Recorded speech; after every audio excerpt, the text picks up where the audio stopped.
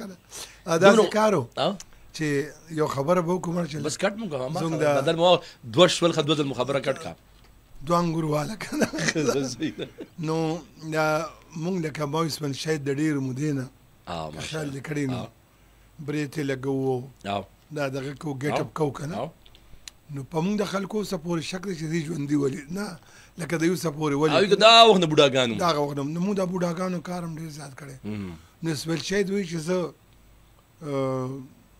پنډی کې اسلام آباد له لاړم نو خلک رانه راتاو شو بیگ مې شاته اچولی و سکار مې و خلک راتاو شو چې یاره اسماعیل دی او اسماعیل دی او الله چې ډېر ښه دا وي دې کې یو د دوه نیمو سوو کالو بوډا هم راغی که نه شپې پکې شاملې وې وایي چا دی که معنی دی دا چې ډېر مې خوښې بچې وایي مې چې بس کاکا بس بابا ډرایو مرامې دي بس ګپ شپ دي وایي چې والله هم ستا ډرامې ګورم هم ستا ګورم ته مې خوښې او دا وایي ما ورته چې مهرباني وایي داسې یو وړښت یې کړم چې معنی په خدای دې یقین شته مې چې ولې نشته وایي چې زه دومره هم چې ستا ډرامې به مې کتې